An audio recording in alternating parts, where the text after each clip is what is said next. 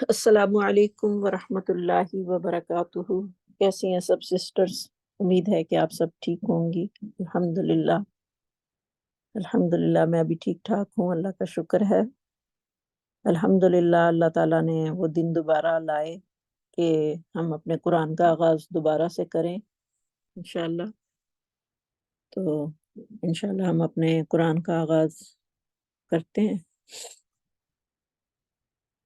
نحمده ونصلي على رسوله الكريم، اما بعد فاعوذ باللہ من الشیطان الرجیم، بسم اللہ الرحمن الرحیم۔ رب اشرح لي صدری ویسر لي امری واحلل عقدۃ من لسانی یفقہوا قولی۔ اللہم انفعنا بما علمتنا وعلمنا ما ينفعنا وزدنا علما۔ اللہم رب زدنا علما والحقنا بالصالحین۔ اللہم انا نسألک علما نافعا وعملا متقبلا ورزقا طیبا۔ اللہم لک الحمد کلہ ولک الشکر کلہ وإلیک یرجع الامر کلہ سرہ وعلانیتہ۔ اللہم لک الحمد انت ہدیتنا ورزقتنا وخلقتنا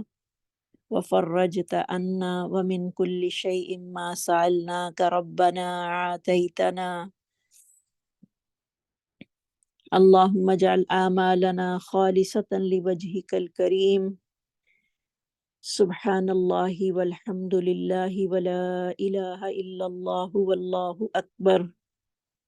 اللهم يا مقلب القلوب ثبت قلوبنا على دينك وإلى طاعتك۔ اللهم يا مصرف القلوب صرف قلوبنا على طاعتك۔ اللهم ثبتنا عند الموت بكلمة لا إله إلا الله۔ اللهم أحسن عاقبتنا في الأمور كلها وأجرنا من خزي الدنيا وعذاب الآخرة۔ اللهم إنا نعوذ بك من جهد البلاء ودرك الشقاء وسوء القضاء وشماتة الأعداء۔ اللهم اغفر ذنوبهم وطهر قلوبهم وحسن فروجهم۔ اللهم احفظهم كما تحفظ به عبادك الصالحين۔ اللهم إنا نعوذ بك من زوال نعمتك وتحول عافيتك وفجاءة نقمتك وجميع سخطك۔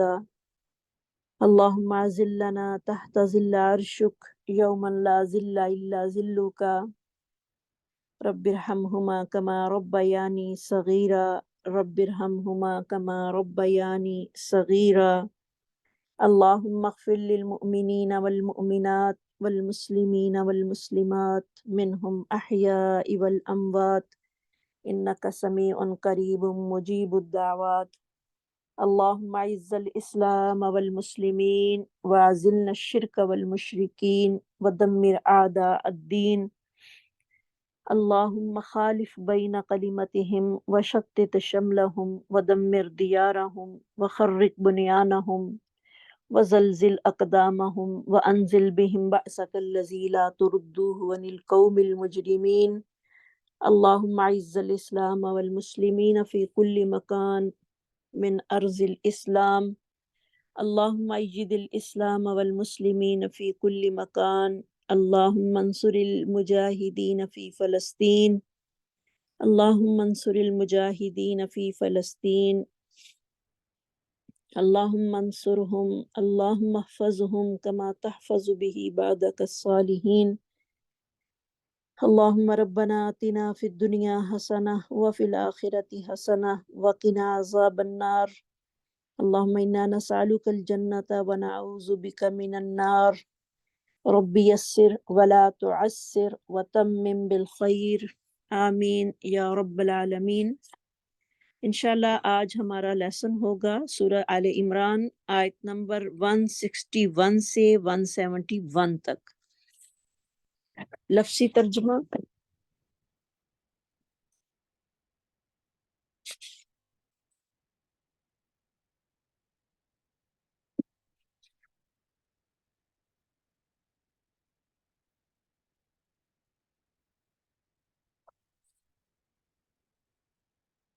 وما کانا لنبی،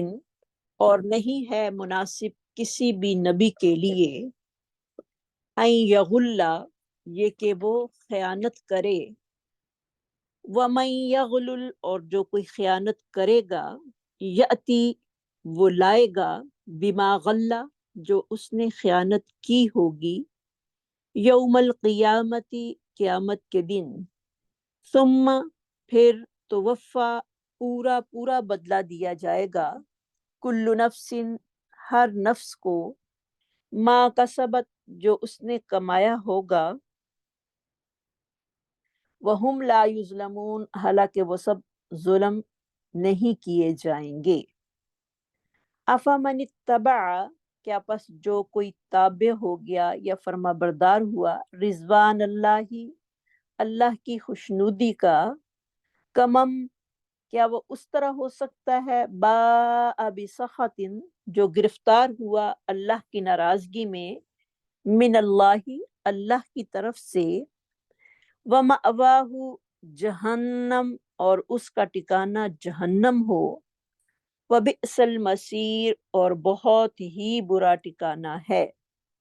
ہم، ان کے لیے، درجات، درجات ہیں، عند ربہم، ان کے رب کے ہاں، واللہ، اور اللہ تعالی، بصیر، خوب دیکھنے والا ہے، بما یعملون، اس کو جو وہ سب عمل کرتے ہیں۔ لقد، البتہ تحقیق، من اللہ، احسان کیا، من اللہ، احسان کیا اللہ تعالیٰ نے، علی المؤمنین، ایمان والوں پر، اذ بعث فیہم، جب بھیجا ان میں، رسولاً، ایک رسول، من انفسہم، ان کے نفسوں میں سے، یتلو، وہ پڑھتا ہے، جو پڑھتا ہے، علیہم، ان پر، آیاتی ہی، اس کی آیات، وَيُزَكِّيهِمْ، اور وہ پاک کرتا ہے انہیں، وَيُعَلِّمُهُمُ الْكِتَابَ، اور وہ تعلیم دیتا ہے انہیں کتاب کی، والحکمت، اور حکمت کی، وَإِن كَانُوا، اگرچہ تھے وہ سب، من قبل، اس سے پہلے، لفی ضلال مبین، یقیناً واضح گمراہی میں، اولما، اور کیا یہ بات ہوئی، اصابتکم، جب واقع ہوئی تم پر، مصیبت، کوئی مصیبت، قد اصبتم، یقیناً تم بھی پہنچا چکے ہو انہیں، مثلیہا، اس سے دگنی، کل تم نے کہا، انا ہاذا، یہ کہاں سے آ گئی، کل، کہہ دیجئے، ہوا من عند انفسکم، بے شک وہ تمہارے نفسوں کی طرف سے ہے، ان اللہ، بے شک اللہ تعالی، علی کل شیء قدیر، ہر چیز پر قادر ہے، وما اصابکم، اور جو تکلیف پہنچی تمہیں، یوم تقل جمعانی، جس دن مڈ بھیڑ ہوئی دو جماعتیں، یا ملی دو جماعتیں، فبإذن اللہ، اللہ کے حکم کے ساتھ، ولیعلم المؤمنین، تاکہ وہ معلوم کر لے مومنوں کو، وَلِيَعْلَمَ اللَّهُ الَّذِينَ، تاکہ وہ معلوم کر لے ان لوگوں کو، نافقوا، جنہوں نے منافقت کی، وقیل لہم، اور کہا گیا ان سے، تعالوا، تم سب آؤ، قاتلوا، تم سب جنگ کرو، فی سبیل اللہ، اللہ کی راہ میں، او ادفعوا، یا تم سب دفاع کرو، قالوا، کہا انہوں نے، لو نعلم، اگر ہم جانتے، قتالا، لڑائی کرنا، لاتبعناکم، ضرور ہم اتباع کرتے تمہاری، ہم للکفر، وہ سب کفر کے، یومئذ، اس دن، اقرب، زیادہ قریب تھے، منہم، ان میں سے، للایمانی، ایمان کی نسبت، یقولون، وہ سب کہتے ہیں، بافواہہم، اپنے منہوں سے، ما لیس، جو نہیں ہوتا، فی قلوبہم، ان کے دلوں میں، واللہ، اور اللہ تعالی، اعلم،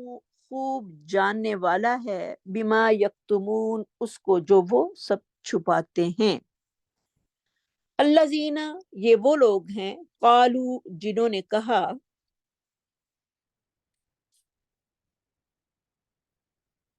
لِإِخْوَانِهِمْ اپنے بھائیوں سے، وَقَعَدُوا اور وہ سب بیٹھے رہے، لَوْ أَطَاعُونَا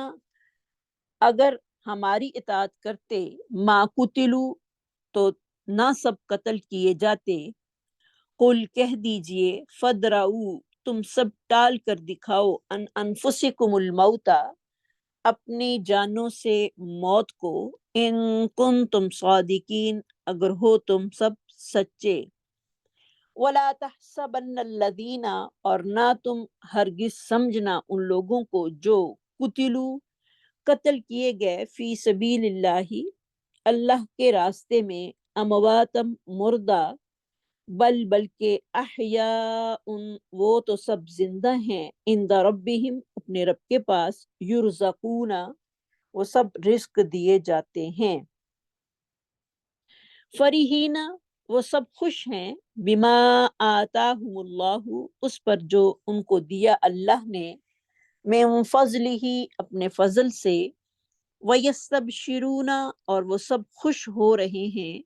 بالذین ان لوگوں سے جو لم یلحقوا وہ ابھی نہیں ملے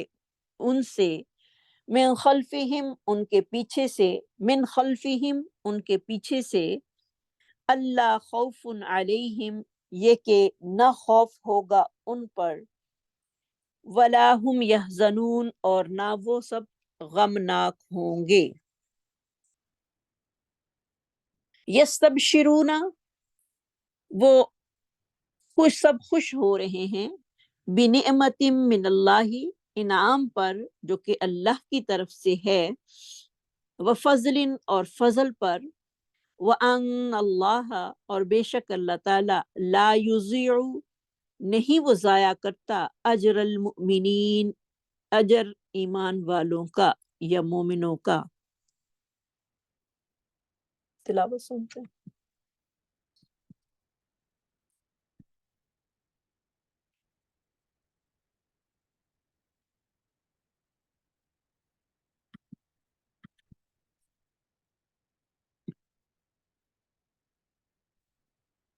إن الله يحب المتوكلين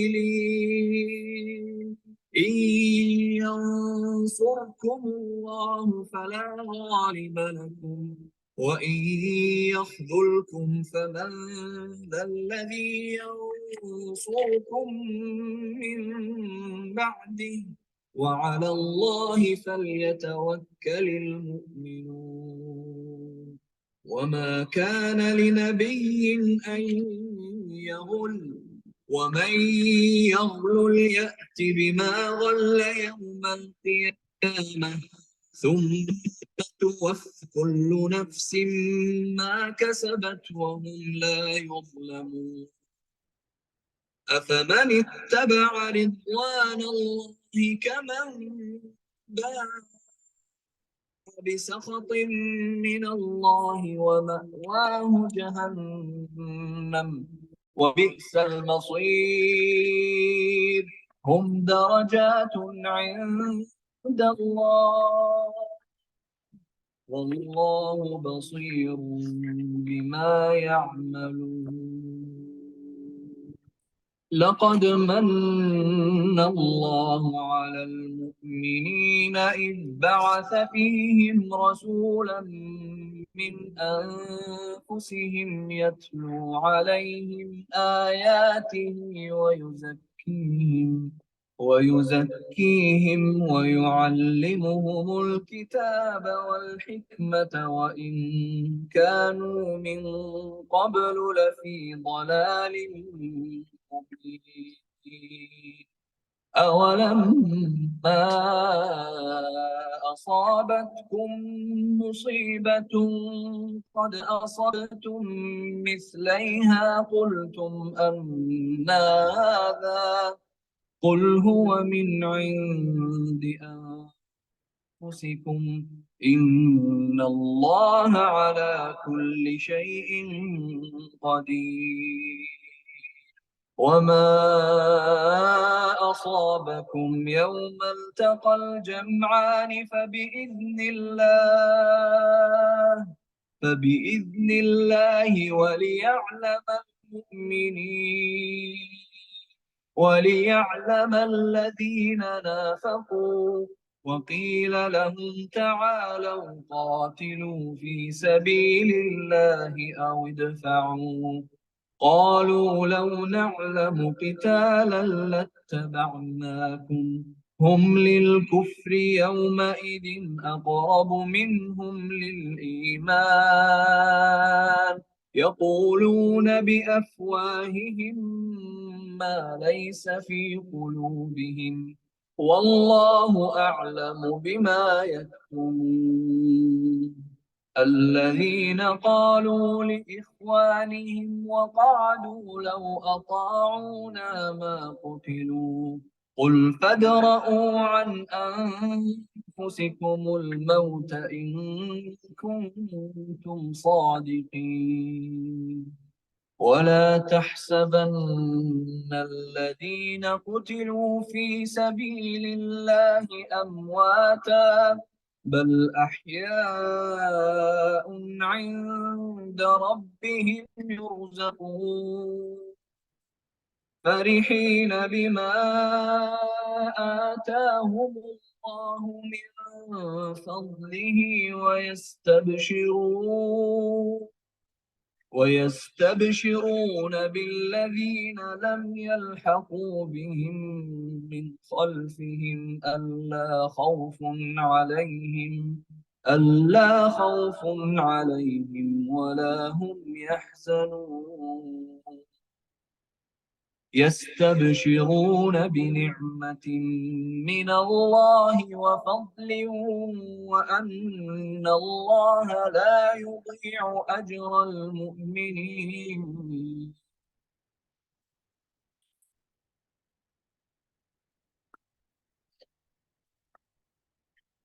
بسم اللہ الرحمن الرحیم وما کان لنبی اور نہیں ہے لائق یا نہیں زیب دیتا کسی بھی نبی کو ان یغل یہ کہ وہ خیانت کرے.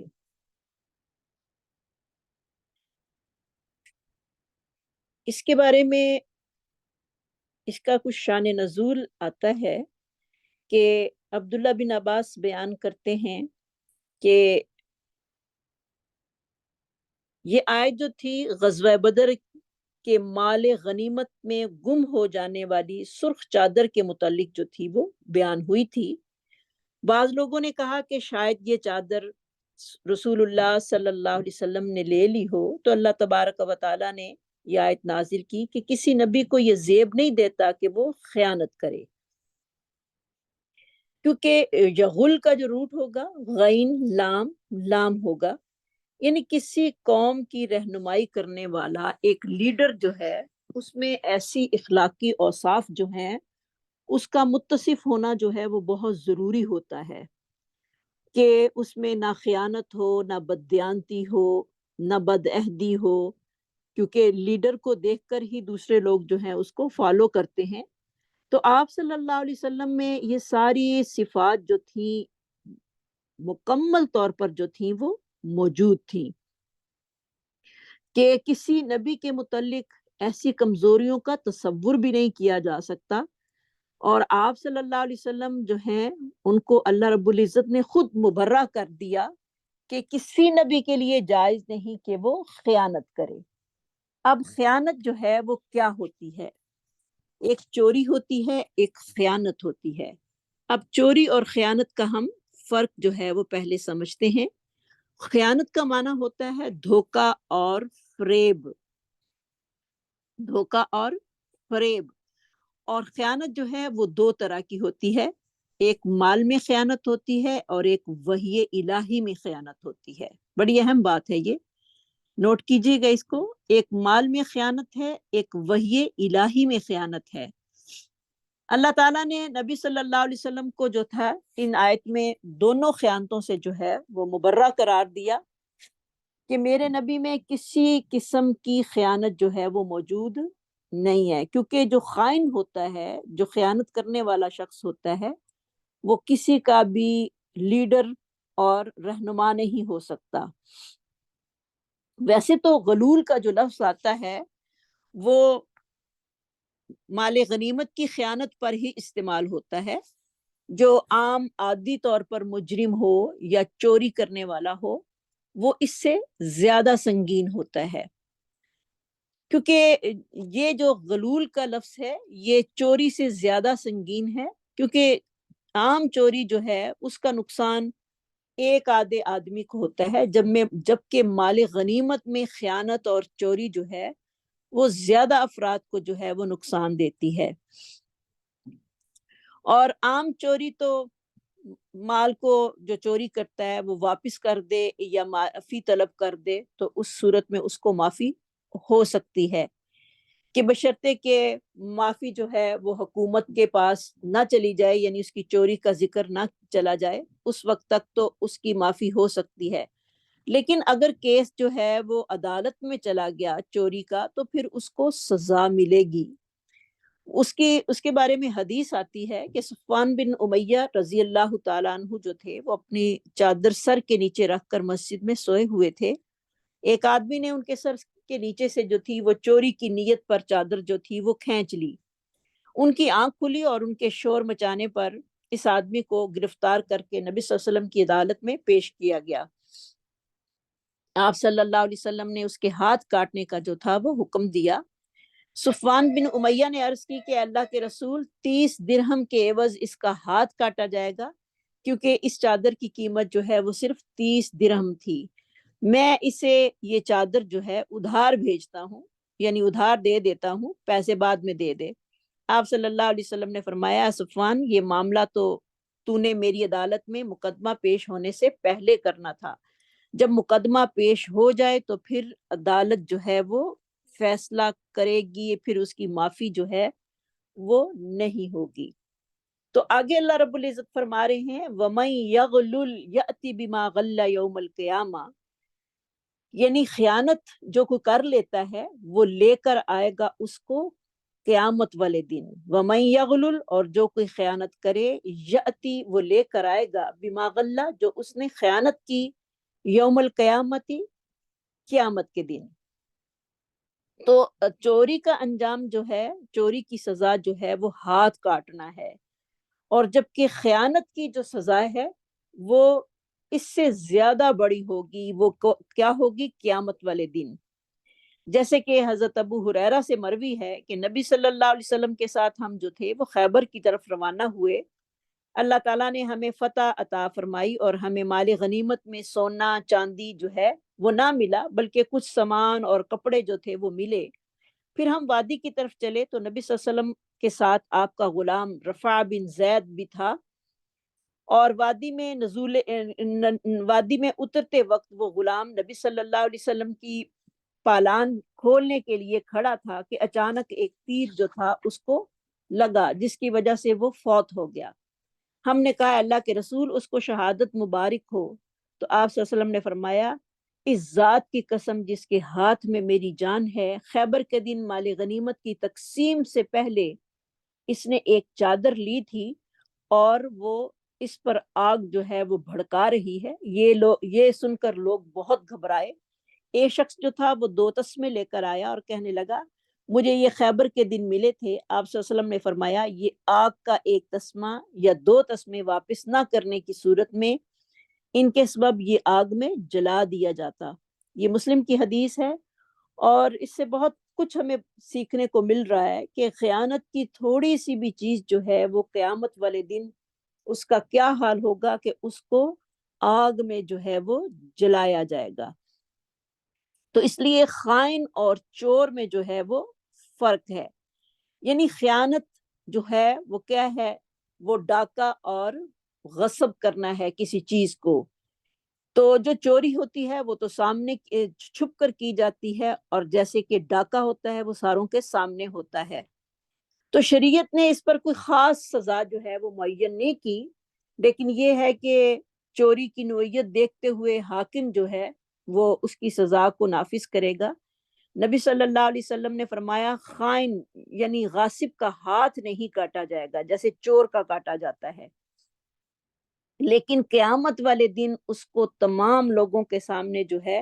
وہ ذلت اور رسوائی کے ساتھ جو ہے وہ پیش کیا جائے گا۔ اور خائن سے ملنے والا مال جو ہے اس کو جلایا بھی نہیں جائے گا، کیونکہ جیسے کہ نبی صلی اللہ علیہ وسلم نے رفاع بن زید سے ملنے والی چادر کو جو تھا وہ جلایا نہیں تھا۔ تو اس کی سزا یہ ہے کہ قیامت والے دن اس کو جو ہے وہ ذلت کے ساتھ جو ہے وہ لوگوں کے سامنے کیا جائے گا۔ تو خیانت کا ارتکاب جو ہے وہ کسی نبی سے سرزد ہونا ممکن نہیں۔ تو قیامت والے دن خائن جو ہے وہ اپنی خیانت کو کندھے پر اٹھائے ہوئے ذلت اور رسوائی کی تصویر بن کر اللہ رب العزت کی بارگاہ میں جو ہے وہ پیش ہوگا۔ تو دیکھیں، ایک انسان جو ہے، عام انسان بھی ہو، کتنا بھی وہ گناہگار ہو، ایک انسان جو ہے وہ کسی ایک انسان کے سامنے بھی اپنی ذلت جو ہے وہ برداشت نہیں کرتا کہ اس کی انسلٹ ہو رہی ہو، تو کہاں پوری کائنات کے سامنے اور اس کا حشر یہ ہوگا کہ جو بھی چیز خیانت کی ہوگی اس نے وہ اپنے کندھوں پر اٹھائے ہوئے آئے گا۔ تو اس دن کا وزن یا اس دن کا بھار اٹھانا جو ہے وہ بہت ہی مشکل بات ہے، کیونکہ آج کل ہمارے جو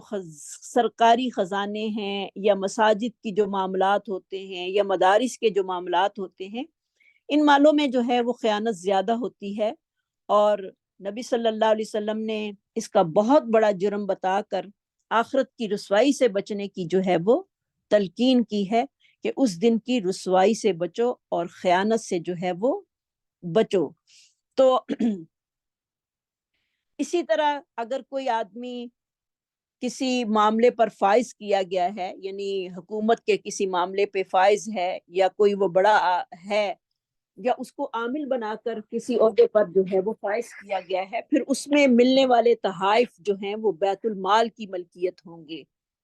جیسے کہ آپ سب کو پتہ ہے کہ جو بادشاہوں کو یا وزیر اعظموں کو جو ملتے ہیں تحائف وغیرہ، وہ حکومت کے ہوتے ہیں، یعنی وہ یہ ہے کہ جو بھی کچھ ہوگا وہ بیت المال میں جو ہے اس کو جمع کرایا جائے گا، چاہے وہ ملنے والے جو گفٹس ہیں دوسرے ملکوں سے وہ کتنے ہی قیمتی کیوں نہ ہوں، وہ اس پریزیڈنٹ کی جو ہے اپنی ملکیت نہیں ہوں گے۔ جیسے کہ نبی صلی اللہ علیہ وسلم نے ابن تلبیہ کو جو تھا ابن لطبیہ کو عامل بنا کر بھیجا، اور اس کا معاوضہ جو تھا وہ مقرر تھا۔ اب جیسے کوئی لیڈر ہے وہ جاتا ہے عامل بن کر کسی سے زکوٰۃ لینے یا کسی سے کوئی ملک کی چیریٹی لینے جاتا ہے، اور اس کا اپنا معاوضہ جو ہے وہ مقرر ہے، تو واپسی پہ اس نے عرض کیا، یعنی اس کو بھی ابن تلبیہ کو بھی نبی صلی اللہ علیہ وسلم نے عامل بنا کر بھیجا کہ لوگوں سے جا کر جیسے کہ جو ہوتی ہے چیریٹی وغیرہ وہ اکٹھی کر کے لائے، تو اس کا معاوضہ جو تھا وہ مقرر تھا۔ تو واپسی پر اس نے عرض کی کہ اللہ کے رسول، مجھے یہ تحفہ ملا ہے اور یہ صدقہ ہے۔ آپ صلی اللہ علیہ وسلم نے خطبہ ارشاد فرماتے ہوئے کہا کہ عامل کی کیا حالت ہے، ہم اسے صدقے کی وصولی کے لیے روانہ کرتے ہیں اور واپسی پر وہ کہتا ہے یہ صدقہ ہے اور یہ مجھے ہدیہ دیا گیا ہے، کیوں نہیں وہ اپنے ماں باپ کے گھر بیٹھا اور وہ یہ دیکھتا کہ اسے تحفہ دیا جاتا ہے یا نہیں۔ یعنی گھر بیٹھ کے تو کوئی اسے تحفہ نہیں دیتا، جب وہ صدقہ لینے جاتا ہے تو پھر ہی لوگ اسے تحفہ دیتے ہیں۔ تو ان چیزوں سے بچنا جو ہے وہ بہت ہی ضروری ہے۔ وَمَن يَغْلُلْ يَأْتِ بِمَا غَلَّ يَوْمَ الْقِيَامَةِ، اور اب ہم نے یہ جان لیا کہ چور کی سزا اور خیانت کرنے والے کی سزا جو ہے وہ مختلف ہیں۔ وَمَن يَغْلُلْ، اور جو کوئی خیانت کرے گا، يَأْتِ بِمَا غَلَّ يَوْمَ الْقِيَامَةِ، وہ لے کر آئے گا اس کو قیامت والے دن، ثُمَّ تُوَفَّى كُلُّ نَفْسٍ، پھر پورا پورا دیا جائے گا ہر ایک نفس کو، مَا کَسَبَت، جو اس نے کمائی کی، وَهُمْ لَا يُظْلَمُونَ، اور وہ ظلم نہیں کیے جائیں گے۔ یعنی ہر انسان کو اس کے ایک ایک عمل کا، ایک ایک اس کی غلطی کا بدلہ جو ہے وہ دیا جائے گا۔ ہاں، غلطیاں تو معافی مانگنے سے معاف ہو جائیں گی، لیکن نیکی کی جزا جو ہے وہ اس کو دی جائے گی، اور ہر چیز جو ہے اس کے سامنے مینشن جو ہے وہ کی جائے گی۔ تو اس لیے خیانت چاہے وہ بڑی ہو یا چھوٹی ہو، اس سے بچنا بہت ہی ضروری ہے۔ افمن اتبع، بہرحال جس نے پیروی کی، رضوان اللہ، اللہ کی رضامندی کی، کمن باء بسخط من اللہ، کیا وہ اس شخص کی طرح ہو سکتا ہے جو کہ خریدنے والا ہے، جو لے کر لوٹتا ہے اللہ کی ناراضگی کو۔ با کا روٹ ہوگا باؤ حمزہ وا، باؤ با واو حمزہ سوری با واو حمزہ، بسخط غصے کے ساتھ، من اللہ اللہ کی طرف سے، ومأواہ جہنم اور اس کا ٹھکانہ جو ہے وہ جہنم ہے، وبئس المصیر اور بہت ہی برا ٹھکانہ ہے۔ پچھلی آیت میں ہم جو تھے وہ خیانت کے بارے میں پڑھ رہے تھے، اور خائن کا جو انجام ہے اس کے بارے میں بھی ہم نے جانا، اور اللہ رب العزت نے انبیاء کے حق میں یہ بات کہی کہ انبیاء جو ہیں وہ خائن نہیں ہوتے۔ تو اس آیت میں جو ہے ایک ایماندار شخص کی جو ہے، اور ایک اللہ کی رضا چاہنے والے کی، اور دوسرا اللہ کی نافرمانی چاہنے والوں کا جو ہے وہ کمپیریزن یہاں پر کیا گیا ہے، کہ ایک شخص جو ہے وہ اللہ کی خوشنودی کو ہر وقت مد نظر رکھتا ہے، اور دوسرا شخص جو ہے وہ خائن ہے، اور دین اسلام کی حدود کا جو ہے وہ خیال نہیں رکھتا، کیونکہ وحی الہی میں بھی خیانت جو ہے وہ بھی خیانت ہوتی ہے۔ تو ایک شخص اللہ کی رضامندی کو چاہتا ہے ہر وقت، اور دوسرا جو ہے وہ اسلام کی حدود اور قیود کا خیال نہیں رکھنے والا، تو کیا یہ دونوں جو ہیں وہ برابر ہو سکتے ہیں؟ اللہ نے جو حدود ایک انسان کے لیے مقرر کی ہیں، ہمارے لیے جو اللہ نے مقرر کی ہیں، کہ ہم اس سے زیادہ تجاوز تو نہیں کر رہے، اس سے آگے تو نہیں بڑھ رہے، اور اس کا خیال تو نہیں کر رہے، بلکہ ہمیں اس کی باؤنڈری وال جو ہے وہ قائم کرنی ہی کرنی ہے۔ جہاں پر اللہ تعالیٰ نے اس کو مارک کر دیا، ہم نے اس سے ایک نقطہ بھی آگے نہیں بڑھنا۔ تو یہاں پر بتایا گیا ہے کہ ایک اللہ کی رضامندی کی خواہش کرنے والا، اللہ کی رضا کو چاہنے والا، اور دوسرا جو ہے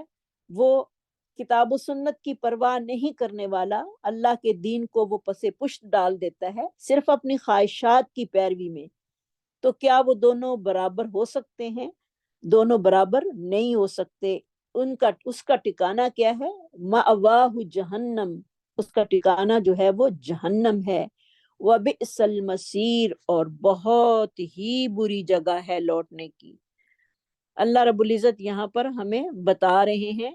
کہ اس کا ٹھکانہ جو ہے وہ جہنم ہے، جو اللہ کی اس کی حدود کی جو ہے وہ پیروی نہیں کرتا، اللہ کی حدود کا خیال نہیں رکھتا۔ تو اس سے پتہ چلتا ہے کہ نیک اور بد جو ہیں وہ دونوں برابر نہیں ہو سکتے۔ ایک شخص جو ہے وہ کتاب و سنت کا پیروکار ہے،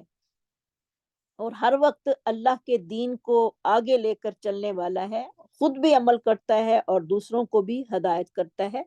اور دوسرا جو ہے وہ مشرک ہے اور نافرمان ہے، اور دین اسلام کی جو ہے وہ پیروی کرنے والا نہیں، تو وہ دونوں آپس میں برابر نہیں ہو سکتے۔ جیسے کہ اللہ رب العزت جو ہیں وہ بیان کرتے ہیں سورۃ رعد کی آیت نمبر 19 میں، افمن یعلم انما انزل الیک من ربک الحق کمن هو اعمی،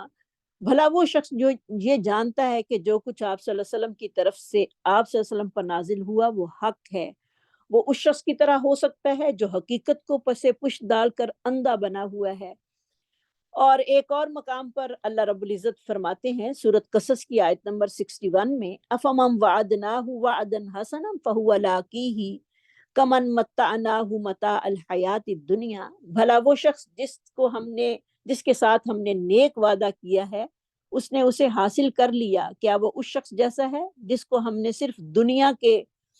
دنیا کی زندگی کے فائدے سے بہرہ مند کیا ہے؟ نہیں، دونوں برابر آپس میں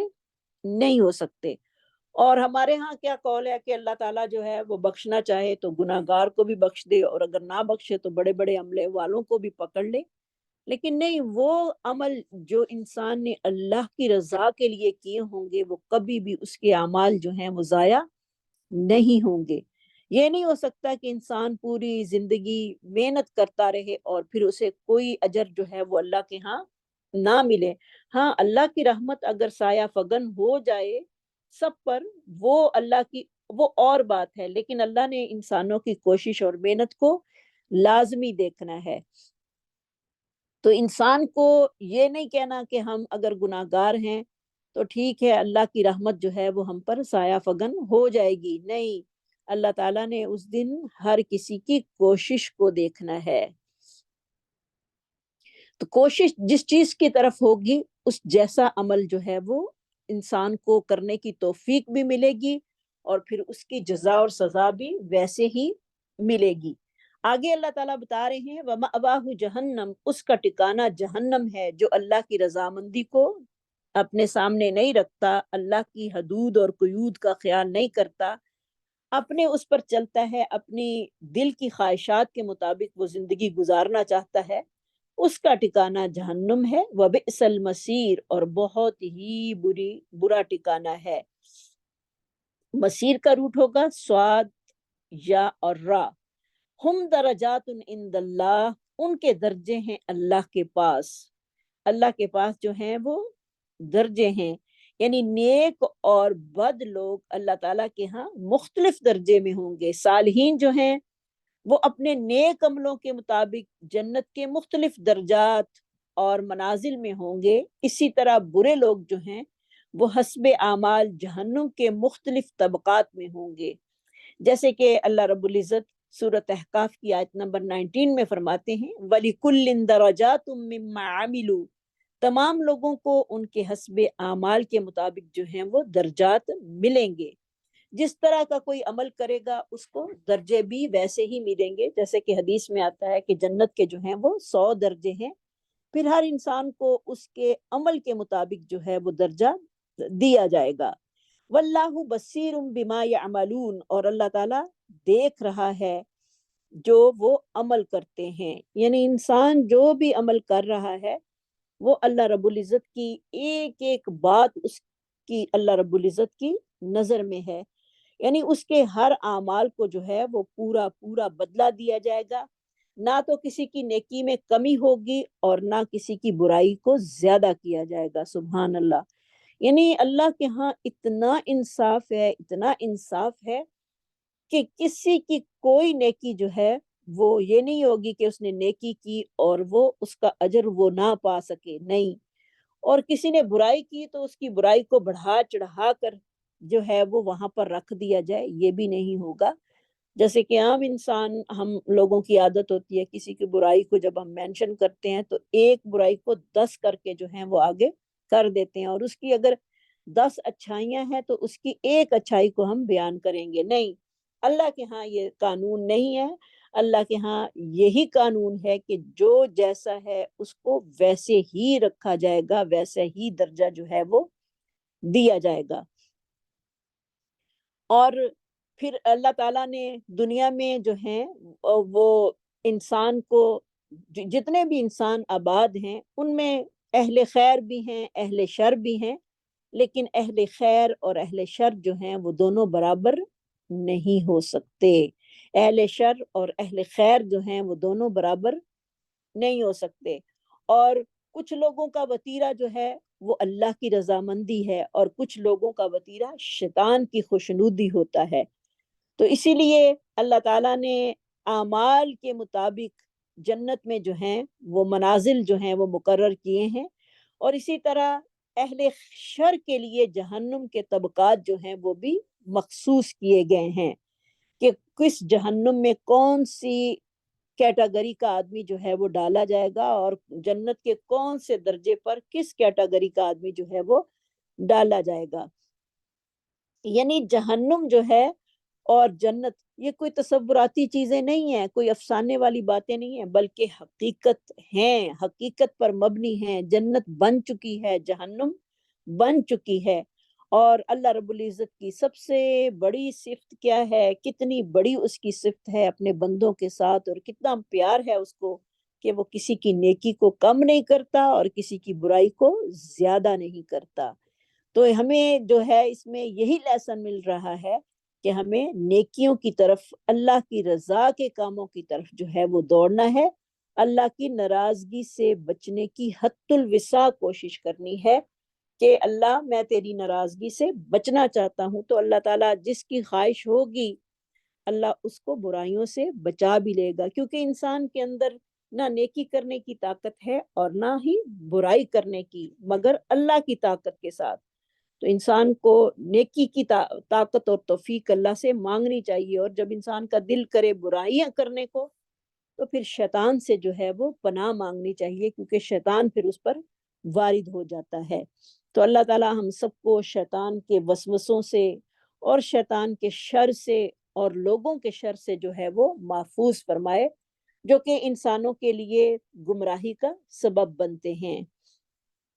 لقد من اللہ، تحقیق احسان کیا اللہ تعالیٰ نے، علی المؤمنین، ایمان والوں پر، منا کا روٹ بھی میم نون نون ہی ہوگا، مومنوں پر، اذ بعث فیہم، جب بھیجا ان میں، رسولاً ایک رسول، من انفسہم، انہی ہی کی جانوں میں، من انفسہم، ان کی جانوں میں اللہ تعالیٰ نے کیا کیا ہے؟ رسول بھیجا ہے۔ پیچھے بھی اللہ تعالیٰ بیان کر رہے ہیں کہ جو ہے اللہ کی اطاعت کرنے والا اور نافرمانی کرنے والا وہ برابر نہیں ہو سکتے، اور یہاں پر اللہ رب العزت جو ہیں وہ اپنے ایک بہت بڑے احسان کا ذکر جو ہے وہ کر رہے ہیں، اور وہ کیا ہے؟ آپ صلی اللہ علیہ وسلم کا دنیا میں تشریف لانا، کیونکہ انسان جو ہے وہ اپنی اصلاح خود نہیں کر سکتا۔ انسان کی اصلاح کے لیے اللہ رب العزت نے کتابیں بھیجی، اس کے علاوہ کتنے پیغمبر جو ہیں وہ بھیجے، اور اس کے علاوہ اللہ رب العزت نے ہم لوگوں پر کتنے احسانات کیے ہیں جن کا شمار کر ہی نہیں سکتے، اور آج کے اس دور کی ٹیکنالوجی جو ہے وہ بھی اللہ کی نعمتوں کو گننے اور شمار کرنے سے جو ہے وہ قاصر ہے، کیونکہ اللہ رب العزت خود فرماتے ہیں وَإِن تَعُدُّوا نِعْمَةَ اللَّهِ لَا تُحْصُوهَا إِنَّ الْإِنسَانَ لَظُلُومٌ کفار، اور اگر تم اللہ کے احسانات کو شمار کرنے لگو تو تم اسے شمار نہیں کر سکتے، بے شک انسان جو ہے وہ بڑا ہی ظالم اور ناشکرہ جو ہے وہ واقع ہوا ہے۔ اور ان میں سے سب سے بڑا احسان جو اللہ رب العزت کا ہم پر ہے وہ کیا ہے؟ راہ ہدایت کا مل جانا، راہ ہدایت کا مل جانا، اور پھر اس پر عمل پیرا ہو کر مرتے دم تک اس پر رہنے کی توفیق کا ملنا۔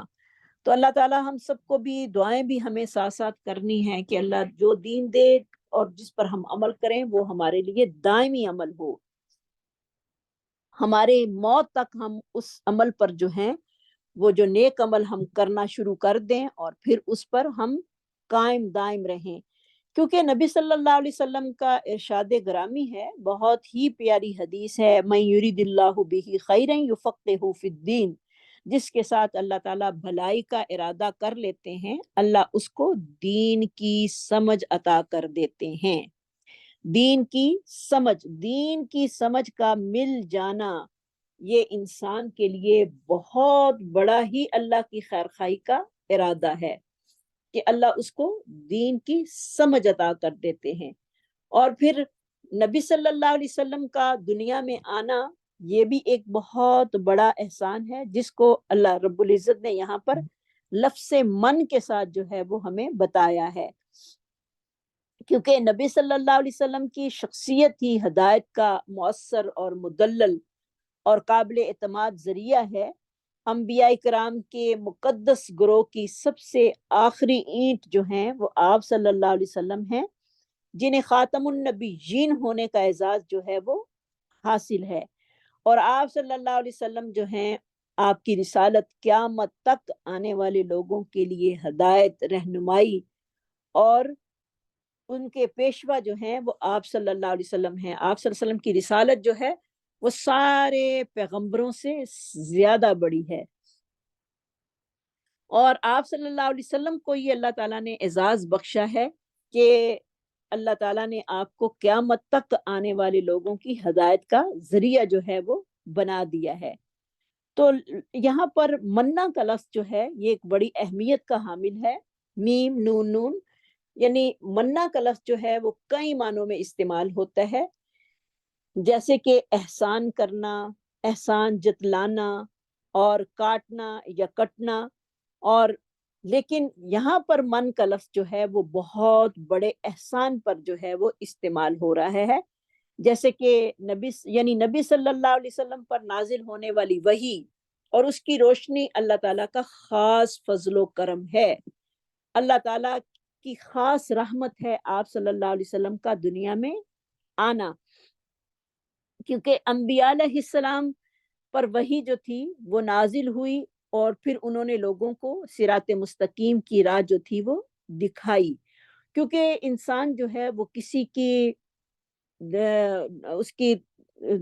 اس کو گائیڈ جب تک نہ کیا جائے انسان جو ہے وہ صحیح راستے پر چل ہی نہیں سکتا۔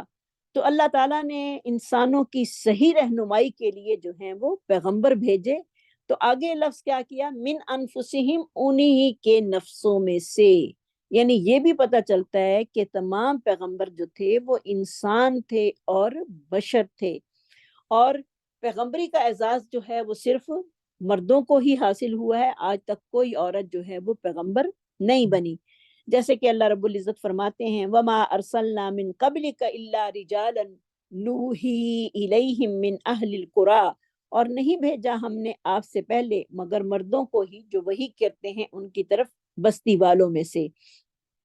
تو من انفسہم کا لفظ بول کر اللہ رب العزت نے یہ بھی لوگوں کو بات جو ہے وہ صحیح طور پر سمجھا دی کہ نبی جو ہیں وہ انسانوں میں سے ہی آتے ہیں، نبی جو ہیں وہ بشر ہی ہوتے ہیں، نہ کہ کوئی نبی جو ہے وہ نور نہیں ہوتا بلکہ بشر ہوتا ہے۔ اور سب سے بڑی بات یہ ہے کہ نبی جس قوم میں بھیجا جاتا ہے وہ اسی کی زبان ہوتی ہے جن میں وہ رہتا ہوتا ہے، جیسے کہ اللہ رب العزت فرماتے ہیں وَمَا أَرْسَلْنَا مِن رَّسُولٍ إِلَّا بِلِسَانِ قَوْمِهِ، ہم نے تمام رسول اس کی قوم کی زبان میں ہی بھیجے تاکہ سمجھنے اور سمجھانے میں آسانی ہو، یعنی سمجھنے اور سمجھانے میں ظاہر ہے جب جس کو جس کی زبان آتی ہو وہی صحیح سمجھ اور سمجھا سکتا ہے، اور یعنی یہ اللہ رب العزت نے دلیل پیش کی ہے نبی صلی اللہ علیہ وسلم کے بشر ہونے کی۔ تو کیونکہ وہ لوگ جو تھے پہلے لوگ جو تھے وہ سارے ہی جب ان میں کوئی نبی آتا تھا اور وہ تعجب کرتے تھے، تو اللہ رب العزت ان کے بارے میں بتا رہے ہیں اکان للناس عجبا ان اوحینا الی رجل منہم ان انذر الناس، کیا لوگ اس چیز کے لیے تعجب کرتے ہیں کہ یہ کہ ہم نے وحی کی ایک آدمی کی طرف جس کا تعلق انہی کی قوم میں سے تھا، یہ کہ وہ لوگوں کو ڈرائے، اور پھر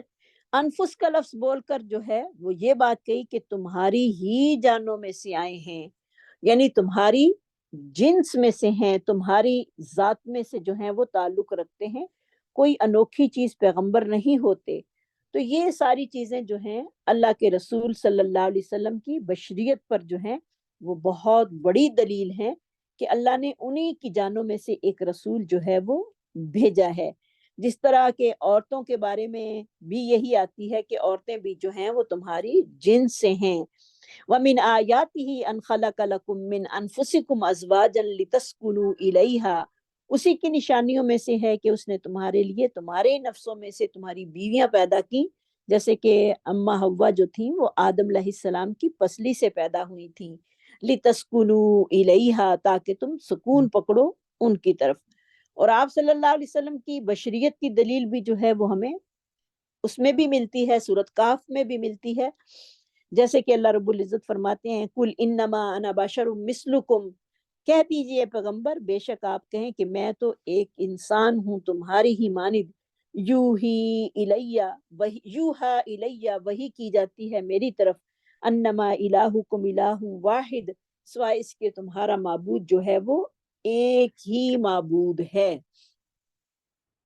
اب پیغمبر آ گیا ہے، اب اس کا کام کیا ہے، اس کی ذمہ داری کیا ہے، یتلو علیہم، وہ پڑھتا ہے ان پر آیاتی ہی، اس کی نشانیاں، اس کی آیات، ویزکیہم، اور وہ پاک صاف کرتا ہے، زا کاف یا اس کا روٹ ہوگا، ویعلمہم، علم یعلم تعلیما، یعنی وہ سکھلاتا ہے ان کو کتاب اور حکمت۔ سبحان اللہ، پیغمبر جو ہے وہ اللہ کی آیات پڑھ کر سناتا ہے اور ان کا تزکیہ نفس کرتا ہے اور ان کو کتاب اور حکمت جو ہے وہ سکھاتا ہے، جیسے کہ اللہ رب العزت قرآن عزیز میں سورۃ 21वें सिपारे के शुरू में फरमाते हैं उतलू मा ऊहिय इलैका मिनल किताब, पढ़ते रहिए ए पैगंबर, आप पढ़िए ए पैगंबर जो वही किया जाता है आपकी तरफ किताब में से। तो अंबिया जो हैं वो आयतें पढ़कर लोगों का तज़किया नफ्स करते हैं, यानी उम्मत की इस्लाह और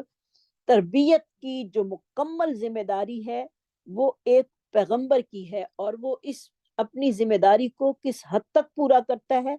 आप सल्लल्लाहु अलैहि वसल्लम की जिंदगी के बारे में खूब जानते हैं कि आप सल्लल्लाहु अलैहि वसल्लम ने कितने प्यारे अंदाज से जो थी वो सहाबा की तरबियत की। और फिर साथ क्या करता है, वह युज़क्कीहिम, उनका तज़किया करता है,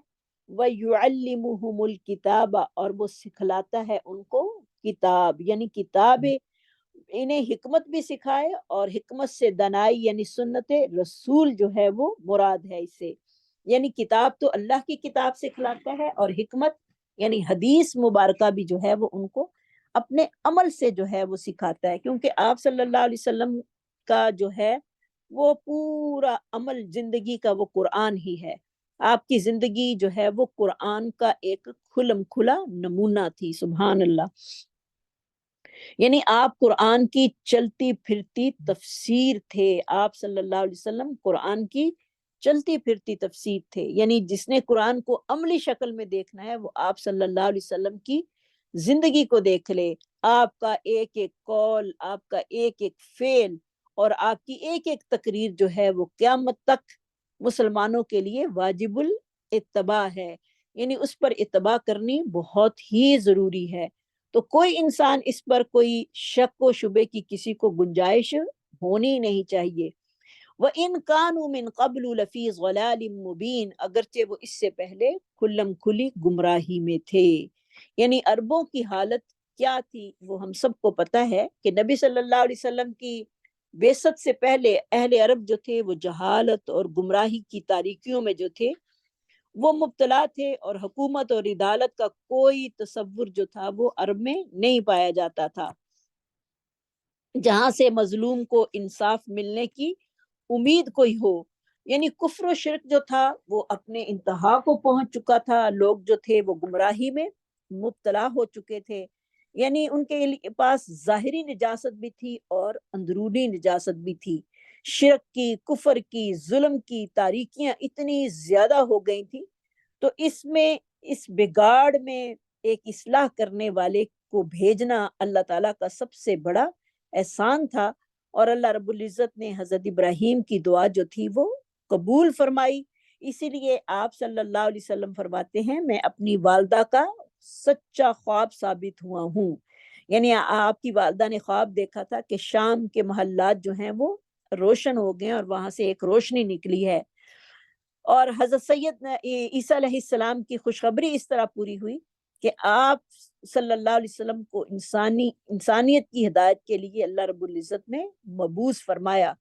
क्योंकि इससे पहले तमाम इंसानियत जो थी वो हज़रत ईसा अलैहिस्सलाम के 600 साल गुजरने के बाद, क्योंकि दीन तो वही था, ईसाइयत था, लेकिन लोगों के अमल जो थे वो चेंज होते रहे। तो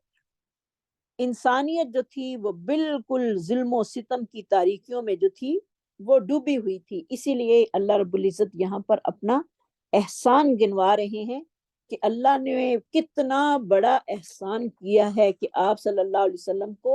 मबूस किया। और वो मबूस भी किस में किया, कोई एक अनोखी जिन्स में नहीं किया, मिन अनफुसिहिम, उन्हीं की जानों में से। यतलू अलैहिम आयातिही, वो पढ़ता है उन पर अपनी आयात, व युज़क्कीहिम, और उनका तज़किया नफ्स करता है,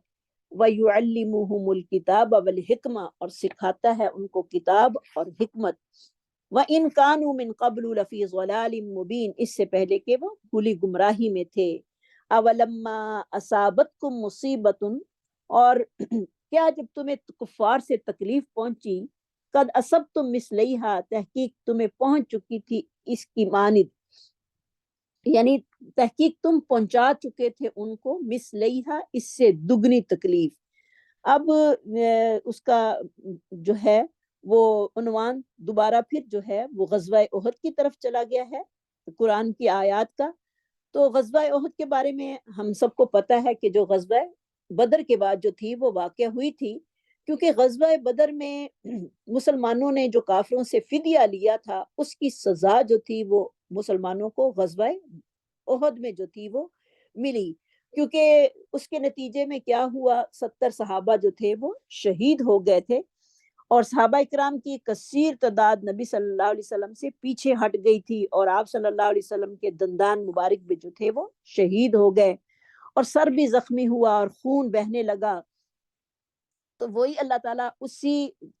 واقعے کا ذکر پھر دوبارہ دہرا رہے ہیں، یعنی ٹاپک پھر جو ہے وہ غزوہ احد کی طرف چلا گیا ہے، جو کہ ہم پیچھے پڑھ رہے تھے۔ اولما اصابتکم مصیبت، البت کیا جب تمہیں کفار کی طرف سے تکلیف پہنچی، قد اصبتم مثلیہا، تحقیق تم پہنچا چکے ہو ان کو اس کی معنی دگنا، کل تم نے کہا انا ہاذا، کہاں سے آ گئی یہ مصیبت،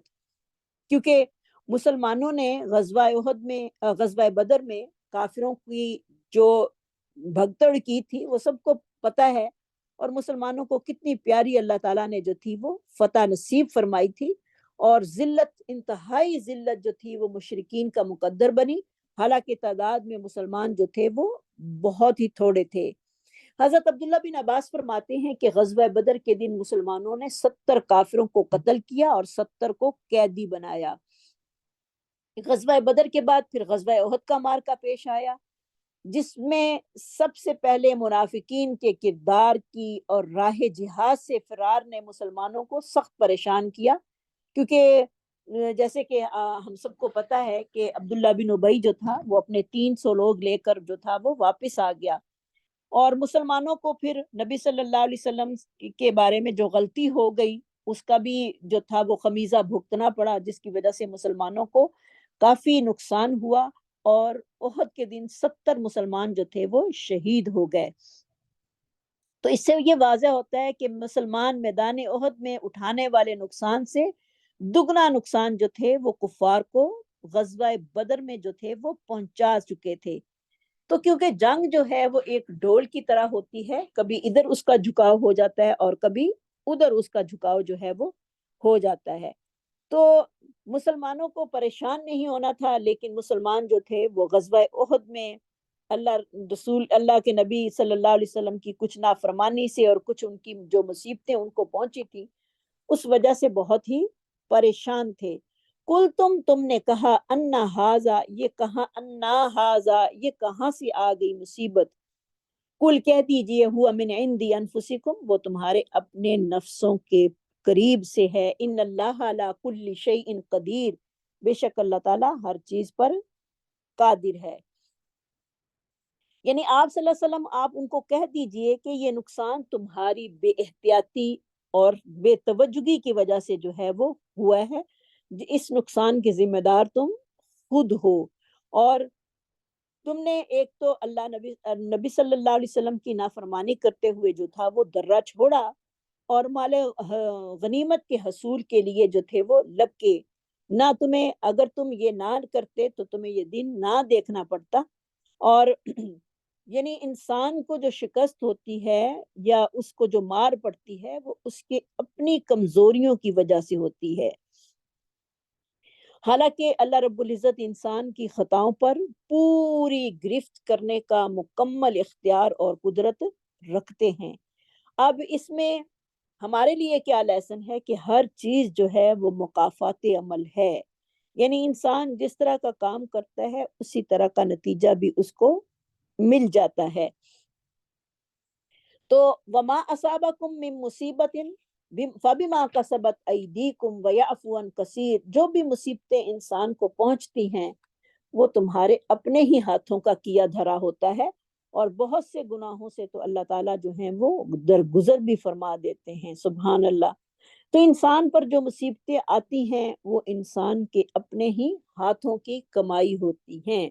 ہاں اس کے علاوہ کوئی جو بہت ہی اللہ کا ولی ہو اس کے لیے وہ آزمائش ہوتی ہیں، ورنہ تو انسان کے اپنے ہی اعمال جو ہیں وہ دنیا میں جب کسی برائی کا بدلہ ان کو ملتا ہے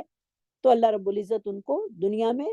دکھاتے ہیں، وہ اس لیے دکھاتے ہیں تاکہ انسان جو ہیں وہ اللہ کے فرما بردار ہو کر اللہ کی طرف رجوع کریں، کیونکہ اللہ تعالیٰ کا فرمان ہے وَلَن تَجِدَ لِسُنَّتِ اللَّهِ تَبْدِيلًا، تم اللہ کے دستور میں ہرگز بھی تبدیلی نہیں پاؤ گے۔ وَمَا أَصَابَكُمْ يَوْمَ التَّقَى الْجَمْعَانِ فَبِإِذْنِ اللَّهِ، اور جو پہنچا تم کو جس دن دو بھاری جماعتیں آپس میں ملی، یعنی مسلمانوں کی اور کافروں کی، فَبِإِذْنِ اللَّهِ، تو وہ اللہ کے حکم کے ساتھ تھی، وَلِيَعْلَمَ الْمُؤْمِنِينَ، تاکہ وہ جان لے ایمان والوں کو، وَلِيَعْلَمَ الَّذِينَ نَافَقُوا، اور جان لے ان لوگوں کو جنہوں نے منافقت کی ہے۔ تو مصائب آنے پر بھی بہت بڑی حکمت تھی۔ تو احد میں جو مصیبتیں مسلمانوں پر آئیں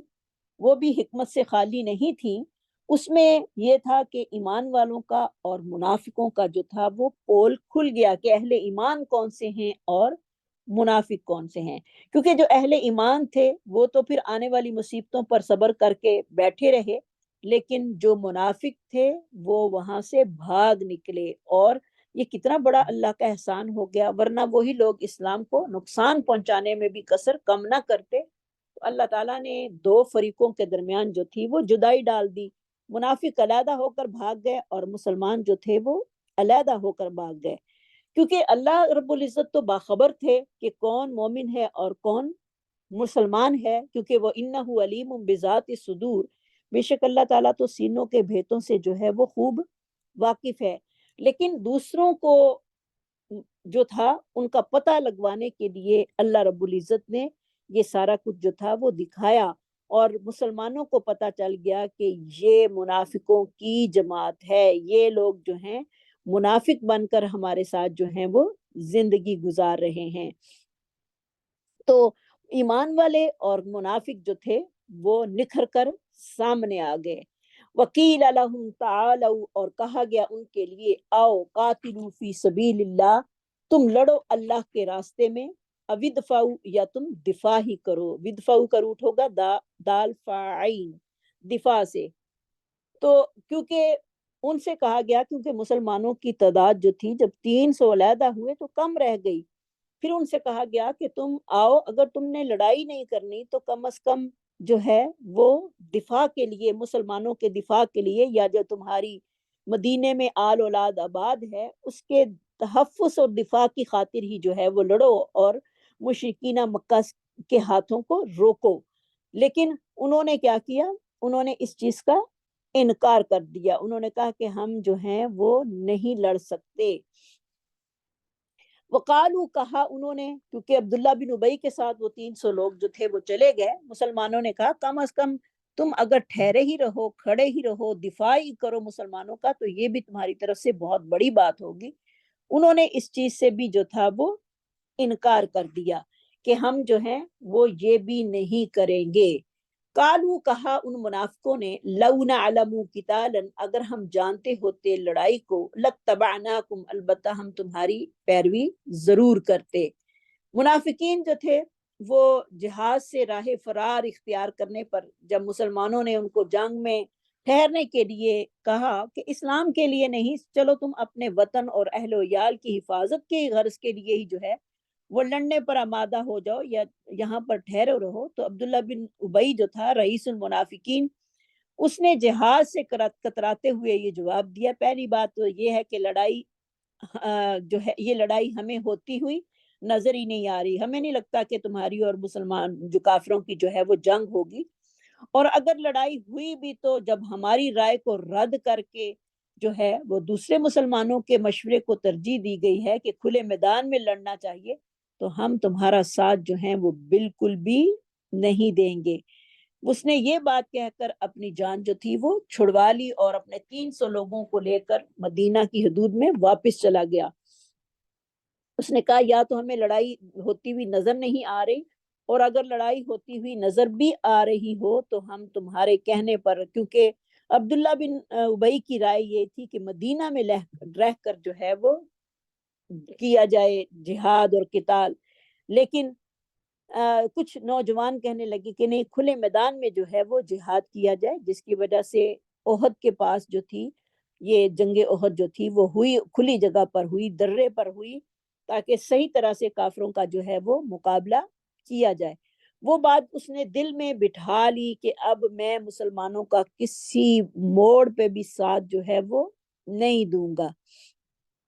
انہی کے بارے میں آگے اللہ رب العزت فرما رہے ہیں ہم للکفر یومئذ اقرب منہم للایمان، وہ اس دن زیادہ قریب تھے کفر کے ایمان کی نسبت، یعنی ان کے نزدیک کفر جو تھا وہ زیادہ تھا، اور کیونکہ انہوں نے بظاہر اسلام کا لبادہ جو تھا وہ اوڑا ہوا تھا، اور ان کے دل جو تھے وہ کفر و شرک سے جو تھے وہ گردآلود تھے، لہٰذا موت کے خوف سے ان کے دلوں میں یہ خیالات پیدا ہونے لگے کہ مسلمانوں کی یہ تھوڑی سی جماعت کفار مکہ کے ہاتھوں جو ہے ان کی شکست یقینی ہوگی، لہٰذا ہم ان کا ساتھ کیوں دیں۔ اس لیے اللہ تعالیٰ نے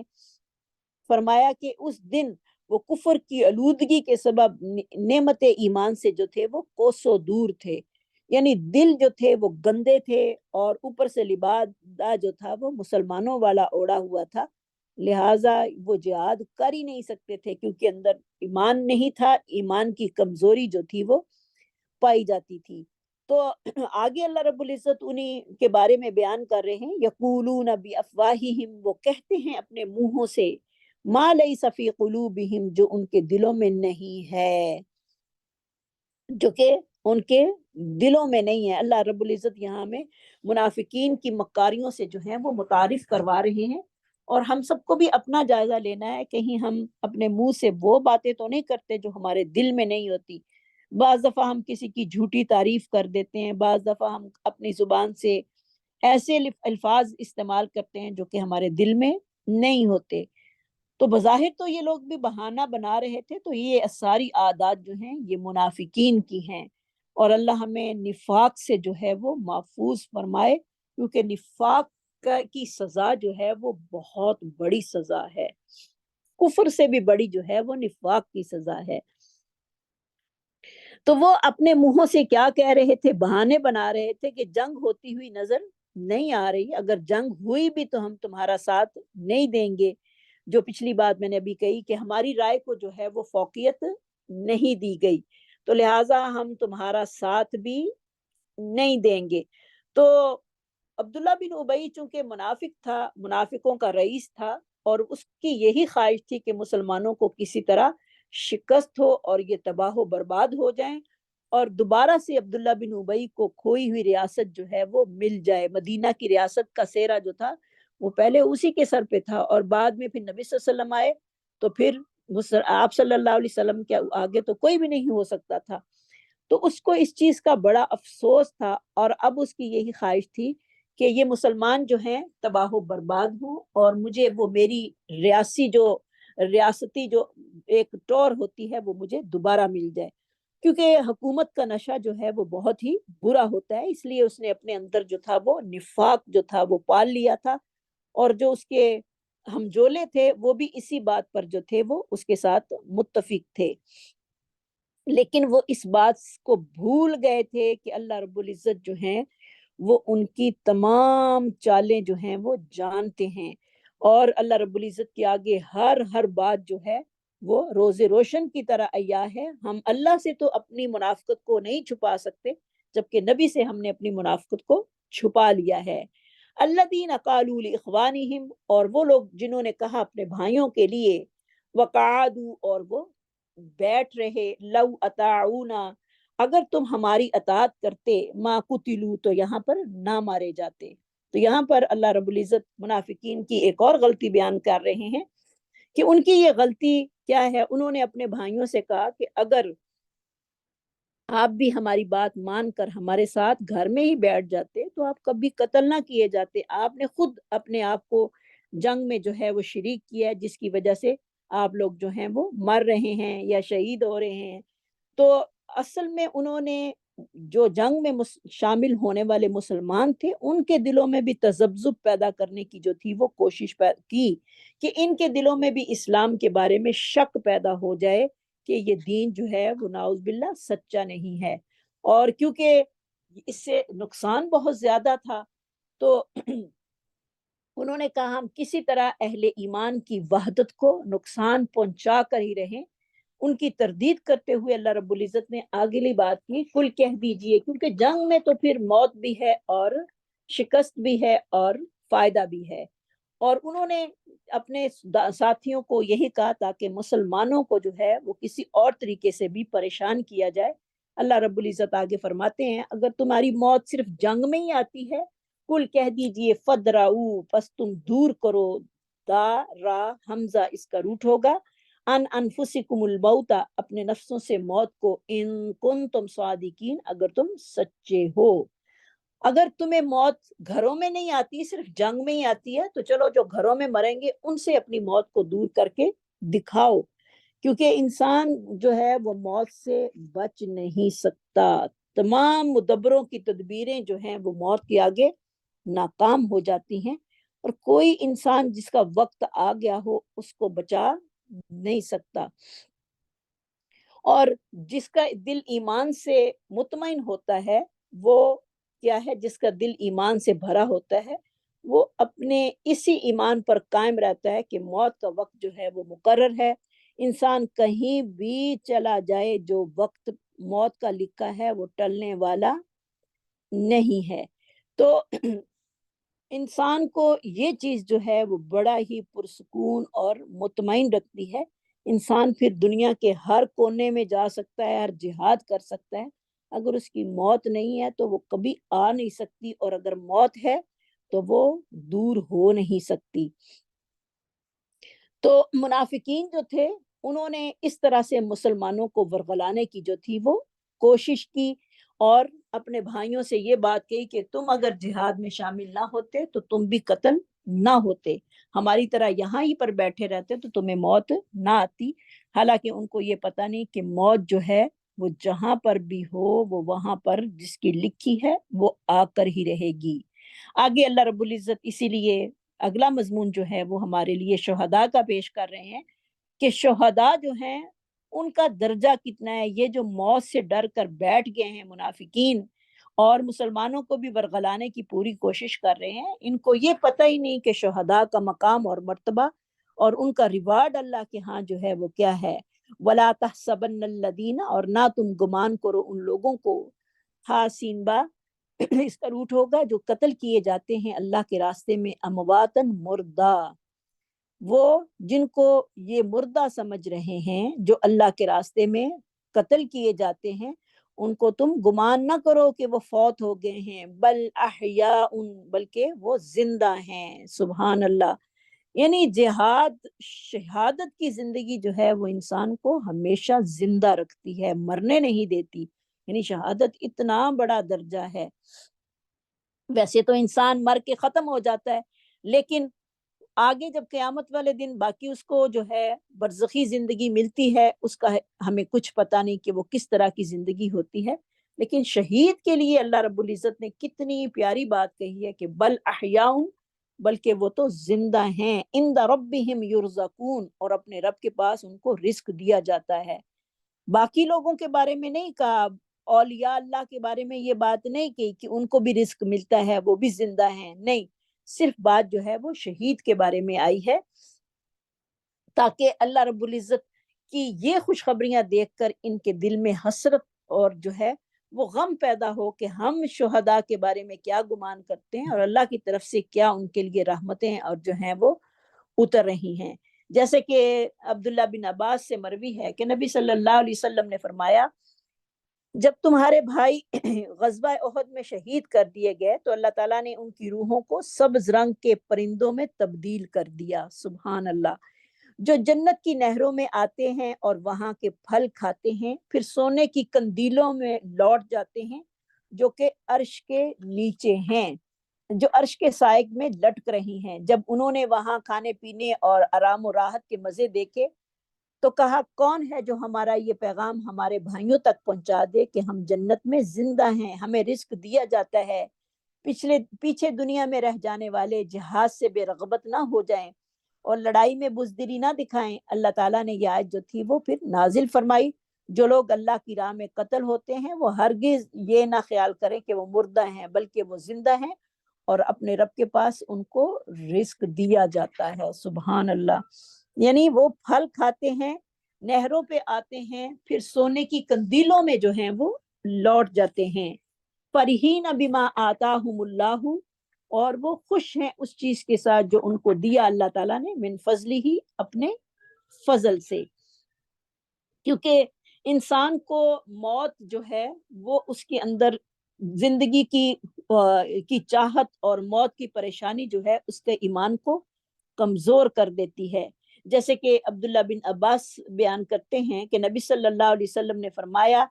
الشہداء علی بارک نہر بباب الجنت فی قبۃ خضراء یخرج علیہم رزقہم من الجنت بکرۃ وعشیہ. شہداء جنت کے دروازے پر نہر کے کنارے سبز رنگ کے کبے میں ہوں گے اور انہیں صبح و شام جنت سے رزق ملے گا. سبحان اللہ. کیونکہ وہ اللہ کے ہاں زندہ ہیں اور ان کو وہاں سے رزق دیا جاتا ہے.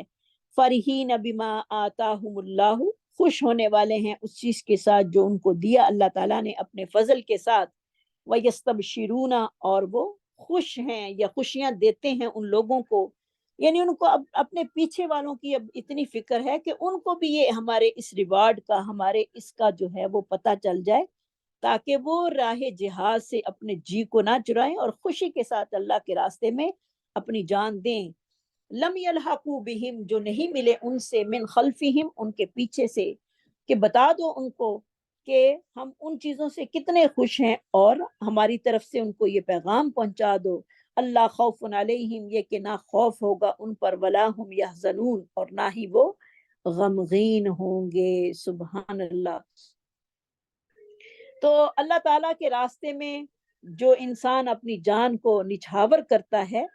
وہ اللہ کے انعامات کا مستحق ہے. اور یعنی اللہ کے راستے میں کچھ بھی چیز نچھاور کرنی، اپنا وقت دینا، اپنی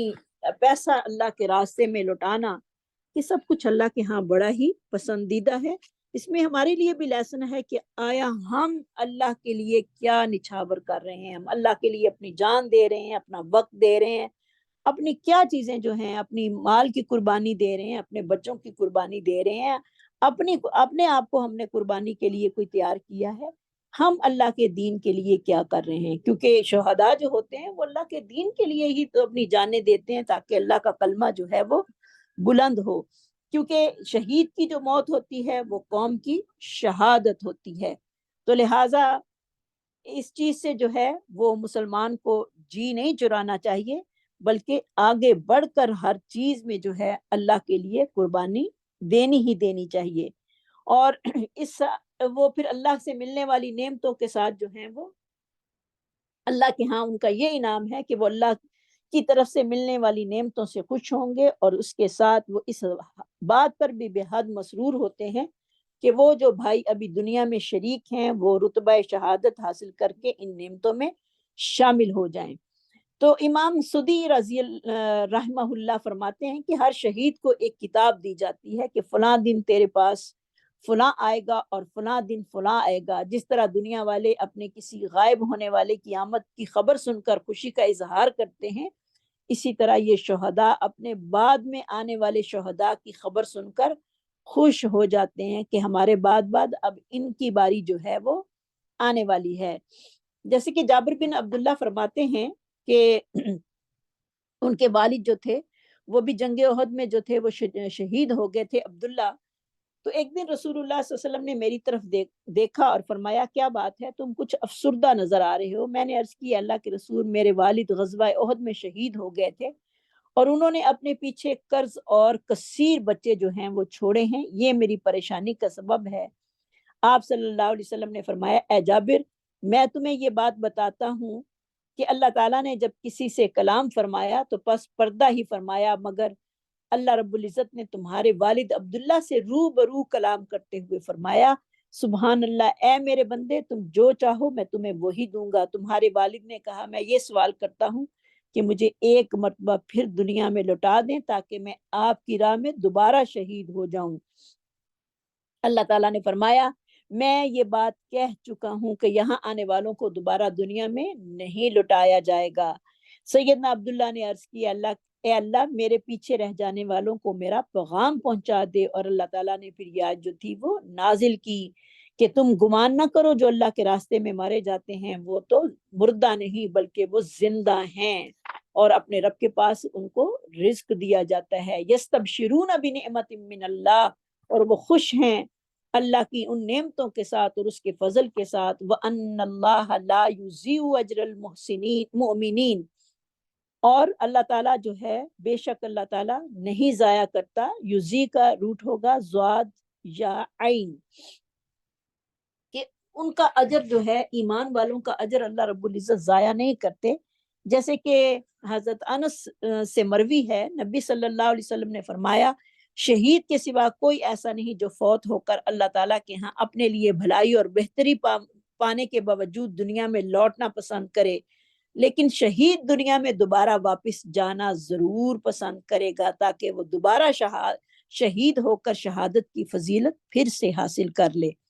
تو شہید کے انعامات جو ہیں وہ اللہ رب العزت نے بہت سارے رکھے ہیں. اللہ ہم سب کو بھی شہادت کی موت جو ہے وہ نصیب کرے. کہ شہید کے کیا کیا درجے ہیں. شہید کے انعامات جو ہیں وہ تقریباً 6 ہیں، جن کو آپ نوٹ کریں. کہ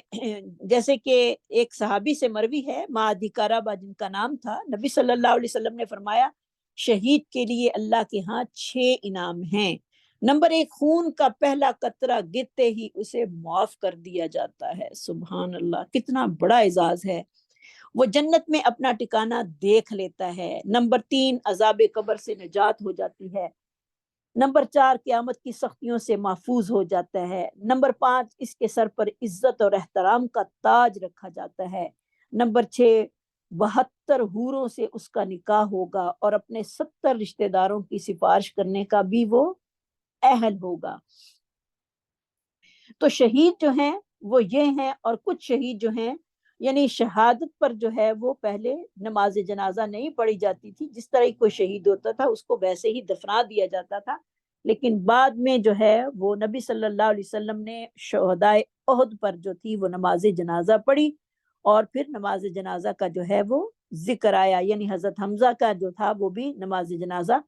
ادا کیا گیا.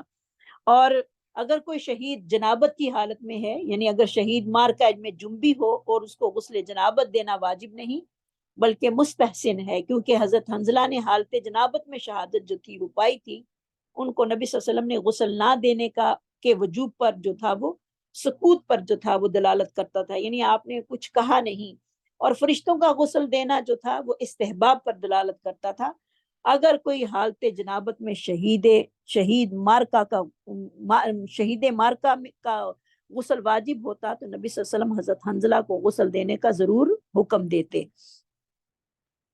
تو شہید جو ہیں وہ حکمی بھی ہوتے ہیں، اور شہید جو ہیں وہ اصل حقیقی شہید جو ہیں وہ یہ ہوتے ہیں جو اللہ کے راستے میں اپنی جان کو قربان کر دیتے ہیں. اس کے علاوہ کچھ حکمی شہید ہوتے ہیں، جیسے کوئی بلندی سے گر کر مر گیا، کوئی جل کر مر گیا، کوئی پیٹ کے مرض سے مر گیا، کوئی عورت نفاس کی حالت میں مر گئی، تو وہ بھی حکمی شہید کہلاتے ہیں. لیکن ان کے اور ان کے درجات میں فرق ہے. ان کے بارے میں اللہ نے یہ نہیں کہا کہ وہ زندہ ہیں، بلکہ وہ جو حقیقی شہید ہیں ان کے بارے میں ہی اللہ رب العزت فرماتے ہیں کہ وہ زندہ ہیں اور تم ان کی زندگی کا شعور نہیں رکھتے، اور وہ اپنے رب کے پاس رزق دیے جاتے ہیں. سبحان اللہ. تو دیکھیں آج ہمارے مسلمان جو ہیں کتنے شہید ہو رہے ہیں فلسطین میں. اللہ ان کی شہادتوں کو قبول فرمائے،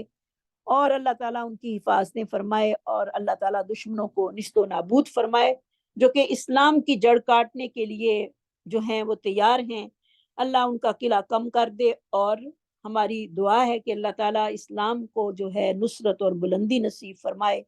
اللہ تعالیٰ اسلام کا بول بالا فرمائے، اور اسلام جو ہے وہ مغلوب ہونے کے لیے نہیں آیا بلکہ غالب ہونے کے لیے ہے. اور انشاءاللہ اللہ ان کی شہادتوں کو قبول کرتے ہوئے اسلام کو غالب ہی کرے گا. وآخر دعوانا الحمد للہ رب العالمین. سبحان ربک رب العزت عما یصفون وسلام علی المرسلین والحمد للہ رب العالمین. سبحانک اللہم وبحمدک نشہد ان لا الہ الا انت نستغفرک ونتوب الیک. ربنا لا تؤاخذنا